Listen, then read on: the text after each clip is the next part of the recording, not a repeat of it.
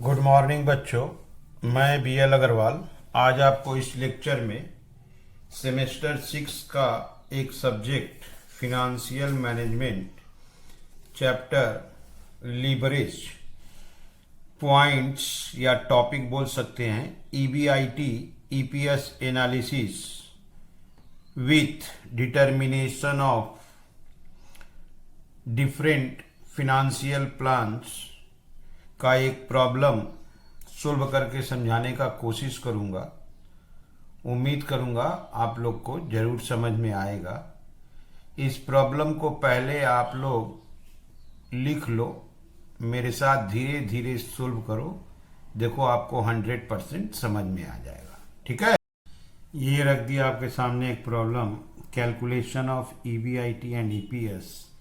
सबसे पहले देखिए ABC लिमिटेड का एक इनकम स्टेटमेंट के लिए देखिए 30 June 2005 output production and sale 2 lakh unit था, सेलिंग प्राइस 20 रुपया, वेरिएबल कॉस्ट 12, तो 20 में से 12 8 रुपया कंट्रीब्यूशन, दैट इज सेल में से वेरिएबल कॉस्ट माइनस कर देंगे कंट्रीब्यूशन। फिक्स कॉस्ट 4 रुपया पर यूनिट बोल रहा है, उसका आउटपुट एंड सेल 2 लाख था, 4 रुपया करके अगर खर्च होता है तो फिक्स कॉस्ट आपका 8 लाख। यहां आ गया 30 जून 2005 को उसका कैपिटल स्ट्रक्चर में देखिए इक्विटी कैपिटल 20 लाख था, रिजर्व सरप्लस 5 लाख था, डिवेंचर भी था उसके पास 10 lakh, current liability 5 lakh. Current liability working capital होता है, हम लोग करेंट लायबिलिटी को कैपिटल स्ट्रक्चर में नहीं रखेंगे। हम लोग कैपिटल स्ट्रक्चर में 3 ही आइटम रखेंगे, equity capital, retained earning that is reserve surplus और 12% डिवेंचर। ये कंपनी का एग्जिस्टिंग कैपिटल स्ट्रक्चर माना जाएगा। ओके, इसके अलावा आगे आप बढ़िए, कंपनी चाहता है एक्सपेंशन के लिए 10 lakh. Company expansion in scheme लाना चाहता है जिसमें 10 लाख रुपया का एक्सपेंशन होगा। एक्सपेंशन करने से हमारा प्रोडक्ट का डिमांड बढ़ा है, इसलिए हमको एक्सपेंशन जरूरी है। एक्सपेंशन के बाद हमारा प्रोडक्शन 25% इंक्रीज कर जाएगा। तो जो हम लोग 2 लाख यूनिट बना के बेचते थे, अब वो 2 लाख यूनिट के जगह पे 25% 50,000 यूनिट इंक्रीज कर जाएगा, तो हमारा प्रोडक्शन और सेल 2,50,000 यूनिट्स हो जाएगा आफ्टर एक्सपेंशन। अच्छा, फिक्स्ड कॉस्ट 20% बढ़ जाएगा। जो फिक्स्ड कॉस्ट 8 लाख था उसमें 20% प्लस होके वो 9,60,000 हो जाएगा। ये हुआ एक्सपेंशन के बाद चेंजेज। हमारा प्रोडक्शन और सेल 2 लाख के जगह 250 हो जाएगा, अब फिक्स्ड कॉस्ट 8 लाख के जगह पे 9,60,000 हो जाएगा क्योंकि वो 20% बढ़ेगा। एक्सपेंशन के लिए जो 10 लाख रुपए का जरूरत है उसका अल्टरनेटिव प्लान एक्सपेंशन स्कीम के लिए अल्टरनेटिव सोर्स क्या होगा, 1 नंबर में बोला है 5 लाख रुपया इक्विटी से आ जाएगा। ओके, अब बैलेंस रुपया डिवेंचर से आ जाएगा। पुराना वाला डिवेंचर अलग है 12% है, नया वाला 13.5%, 2 डिवेंचर हो जाएगा। तो 5 लाख रुपया इक्विटी के माध्यम से आ जाएगा, तो और 5 लाख बच गया वो डिवेंचर। ये प्लान नंबर 1 है।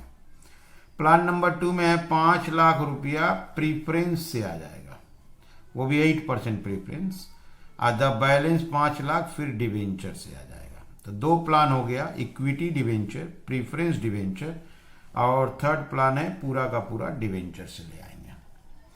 3 ऑप्शन अवेलेबल है, equity debenture, preference debenture, only debenture. Okay, tax rate 50%।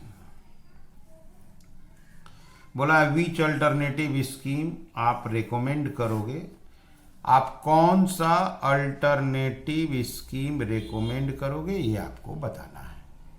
तो हम लोग का एग्जिस्टिंग प्रोडक्शन 2 लाख है, एक्सपेंशन के बाद 250 हो जाएगा। ठीक है, ये चेंज आप समझिए। एग्जिस्टिंग फिक्स कॉस्ट 8 लाख है, एक्सपेंशन के बाद 9,60,000 हो जाएगा। इनकम स्टेटमेंट बना के EPS निकालेंगे, उसके बाद बोला जाएगा कौन सा प्लान सुटेबल होगा। ठीक है, चलिए इसको सोल्व करते हैं। ये रख दिया आपके सामने format, statement of total capital structure plan 1 2 3। सबसे पहले टोटल कैपिटल। टोटल कैपिटल में एक नंबर देंगे एग्जिस्टिंग। एग्जिस्टिंग माने जो उसके पास प्रेजेंट में है, तो प्रेजेंट में है आपका इक्विटी शेयर कैपिटल, वो भी ₹100 का है। इक्विटी शेयर कैपिटल 20 लाख है। क्लियर? तो इक्विटी शेयर कैपिटल प्रेजेंट में है 20 लाख, उसको लिख दिए। रिजर्व एंड सरप्लस है, रिजर्व एंड सरप्लस ये आपका 5 लाख है। तो इक्विटी कैपिटल का ही पार्ट होता है reserve surplus. 20 lakh equity capital, 5 lakh reserve surplus. 12% debenture है, डिवेंचर पर इंटरेस्ट होता है 10 लाख का, 12% डिवेंचर। तो ये हो गया हम लोग का एग्जिस्टिंग कैपिटल। करेंट लायबिलिटी है, उसको एग्जिस्टिंग कैपिटल ग्रुप में नहीं लेंगे। ये हो गया हम लोग का 35 लाख। ओके, तो एग्जिस्टिंग कैपिटल में इक्विटी लिए, रिजर्व सरप्लस लिए और डिवेंचर लिए, करेंट लायबिलिटी को नहीं लिए। आप देख लो, कंपनी का एग्जिस्टिंग कैपिटल में equity 20 lakh, reserve surplus 5 lakh, debenture 12, current liability नहीं लिए। एक्सपेंशन 10 लाख का जरूरत है, 3 अल्टरनेटिव है, तो एक्सपेंशन के लिए चाहिए 10 लाख। ओके, अब लाते हैं इसमें रोमन 2। रोमन 2 होगा एक्सपेंशन। एक्सपेंशन में वे रखा जाएगा equity share capital. Equity share capital वो ₹100 ही होगा। इसके अलावा 13.5% डिवेंचर। इसके अलावा है 8% preference share capital. Okay, expansion में चाहिए 10 लाख। आप अल्टरनेटिव कोई भी सिलेक्ट कर सकते हो, लेकिन आपको एक्सपेंशन के लिए चाहिए 10 लाख। पॉसिबल वे में है इक्विटी प्रेफरेंस डिवेंचर। आइए एक प्लान को देखते हैं। एक्सपेंशन के लिए 10 लाख चाहिए। एक नंबर प्लान में आप अगर देखो तो 5 लाख रुपया चाहिए इक्विटी शेयर के नाम से, अब बैलेंस 5 लाख चाहिए डिवेंचर के नाम से। तो एक नंबर प्लान में 5 लाख चाहिए इक्विटी के नाम से, 5 लाख चाहिए डिवेंचर के नाम से, प्रीफरेंस नहीं है। टोटल देखिए 10 लाख। 2 नंबर प्लान में आइए, 5 लाख चाहिए प्रीफरेंस के नाम से, अब 5 लाख चाहिए डिवेंचर के नाम से। देख लीजिए। अब 3 नंबर में देखिए पूरा का पूरा डिवेंचर चाहिए, तो यहाँ इक्विटी नहीं होगा। 5 लाख, ये भी 5 लाख, 10 हो जाएगा। इसमें इक्विटी प्रेफरेंस दोनों नहीं होगा, पूरा का पूरा डिवेंचर होगा। अब लाते हैं टोटल कैपिटल। 1 + 2, 35 और 10, 45। टोटल कैपिटल का वैसे कोई काम नहीं है, फिर भी ये हो गया हम लोग का कैपिटल स्ट्रक्चर, एग्जिस्टिंग, एक्सपेंशन। अब आते हैं B number, total interest, existing, expansion.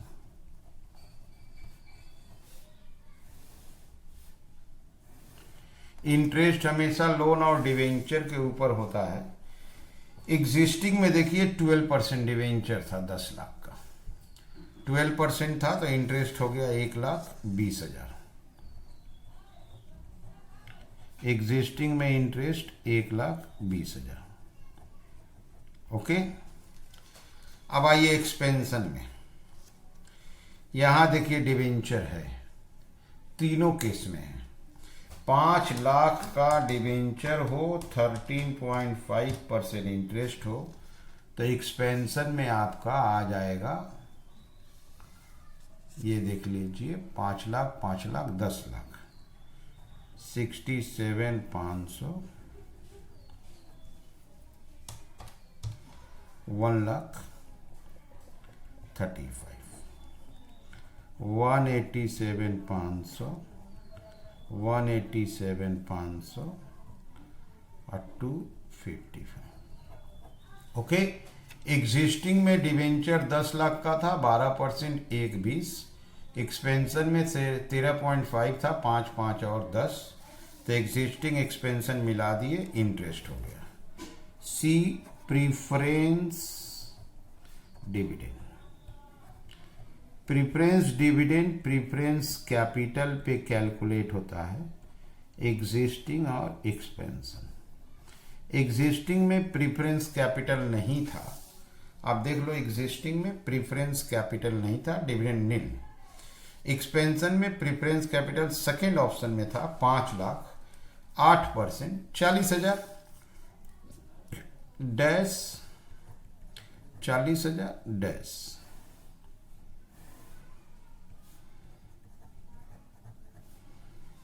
इसके बाद लाते हैं last, total number of equity share, existing, expansion. Okay. आप देखो, एग्जिस्टिंग में इक्विटी कैपिटल 20 लाख है, 100 रुपया वाला शेयर है, तो एग्जिस्टिंग में शेयर हो गया आपका 20,000। 20 लाख, 100 रुपया वाला, दैट इज 20,000। एक्सपेंशन में देखो, एक ही बार में इक्विटी है, बगल दोनों में नहीं है, 5 लाख, 100 रुपया वाला, मतलब 5,000, तो यहां पे आएगा 5,000। इक्विटी शेयर हो गया 25,000, 20,000, 20,000। ओके। तो ये हो गया हम लोग का टोटल कैपिटल। एग्जिस्टिंग कैपिटल लाए, एक्सपेंशन लाए, total interest, preference dividend, total number of share. इससे क्या होगा, हम लोग इनकम स्टेटमेंट बना पाएंगे और ईपीएस कैलकुलेट कर पाएंगे। ठीक है, चलिए चलते हैं इनकम स्टेटमेंट की तरफ। फॉर्मेट इनकम स्टेटमेंट न लिख के कंप्यूटेशन ऑफ ईपीएस लिखे हैं। यहां देखिए, आउटपुट 2 लाख था, सेलिंग प्राइस 20 रुपया, वेरिएबल कॉस्ट 12 रुपया, फिक्स्ड कॉस्ट 4 रुपया करके था, तो आपका 8 लाख था। एक्सपेंशन के बाद यहाँ प्रोडक्शन देखिए 25% बढ़ेगा, तो 2 लाख का 25%, दैट इज 50,000 बढ़ जाएगा, तो आपका आउटपुट एंड सेल 2,50,000 यूनिट्स होगा। अब फिक्स्ड कॉस्ट 20% बढ़ेगा, 8 लाख था, 20% बढ़ जाएगा, 1,60,000, तो 9,60,000 होगा। ओके। तो यहां लाते हैं production and sale. 2 lakh unit पहले था, 25% बढ़ा देना है, दैट इज 125, 2,50,000। ये हो गया आपका यूनिट्स। इनकम स्टेटमेंट, इसमें सेल से चालू होगा, सेल्स एट द रेट ₹20। 20 रुपया सेलिंग प्राइस है, 50 लाख, 2,50,000 यूनिट है, 20 रुपया से इंटू कर दीजिए, 50 lakh, minus variable cost. Variable cost 12 रुपया करके है, तो 2,50,000 का 12 से इंटू कर दीजिए, वेरिएबल कॉस्ट आपका 30 लाख। तो sales 50 lakh, variable cost 30 lakh, minus करेंगे कंट्रीब्यूशन 20 लाख। ओके, अब यहां माइनस होगा फिक्स्ड कॉस्ट। फिक्स्ड कॉस्ट का बात करो तो 2 लाख यूनिट का 4 रुपया करके था, 20% बढ़ेगा। देख लो आप, 2 लाख यूनिट 4 रुपया करके, अब फिक्स्ड कॉस्ट देखो 20% बढ़ेगा। तो 2 लाख का 4 रुपया करके 8 लाख, 20% बढ़ेगा तो 9,60,000। Fixed cost 9,60,000।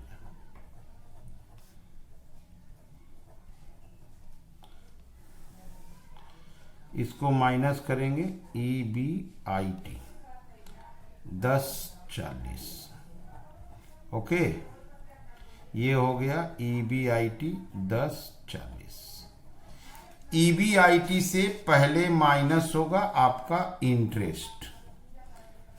इंटरेस्ट के लिए हम लोग कैपिटल स्ट्रक्चर में वर्किंग किए थे। अगर आप देखो तो इंटरेस्ट था 187,500, 187,500 और 2,55,000। ओके, तो इंटरेस्ट लेते हैं 187,500, 187,500 एंड 255। इंटरेस्ट माइनस करने से आपका आएगा EBT 852,500।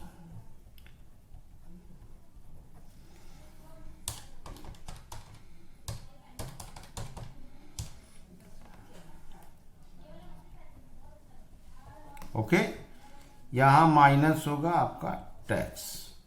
टैक्स क्वेश्चन में देखना होगा, टैक्स रेट 50% है। क्लियर? टैक्स है आपका 50%। 426,250, 426,250, 392,500। अब आएगा आपका EAT 426,250, 426,250, 392,500। इससे माइनस होगा last item preference dividend. Capital structure में आप देखो preference dividend middle second plan में आया है 40,000। प्रीफरेंस डिविडेंड यहां है 40,000। इसको यहां क्लोज कर देंगे। 426,250,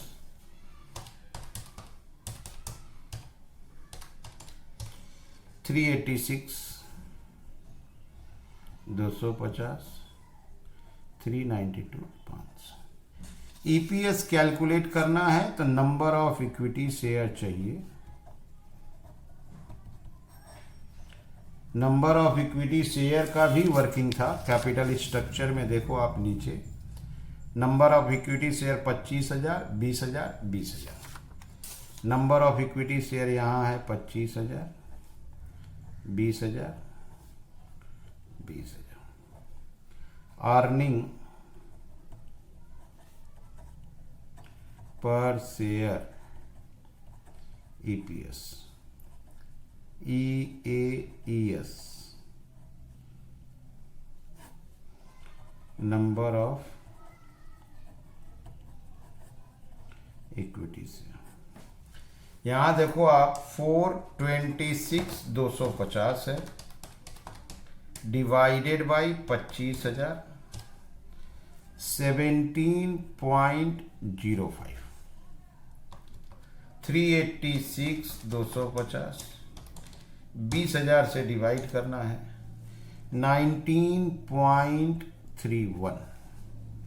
392,500 20,000 से डिवाइड करना है, 19.63। तो तो ईपीएस कैलकुलेट करना था, पहले इनकम स्टेटमेंट बना लिए। देखिए इस बार कंप्लीट है। सेल में से वेरिएबल कॉस्ट गया कंट्रीब्यूशन, फिक्स कॉस्ट गया ईबीआईटी, इंटरेस्ट गया ईबीटी, टैक्स गया ईएटी, प्रेफरेंस डिविडेंड माइनस किए ईएईएस, नंबर ऑफ शेयर लिखे, ईपीएस निकाल लिए। ये वाला ईपीएस जो लास्ट वाला है ये देखिए हाईएस्ट है। क्लियर?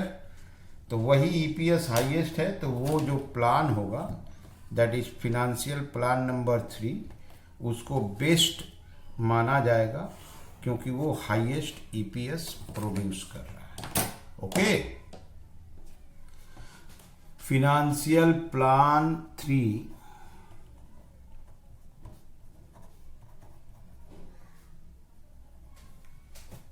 फिनेंशियल प्लान 3 अगर देखो आप तो डिवेंचर से एक्सपेंशन है। Is the best plan because it gives highest EPS 19.63. Even if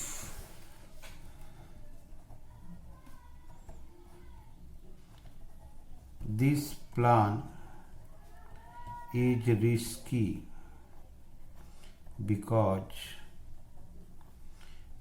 expansion is through 13.5% debenture.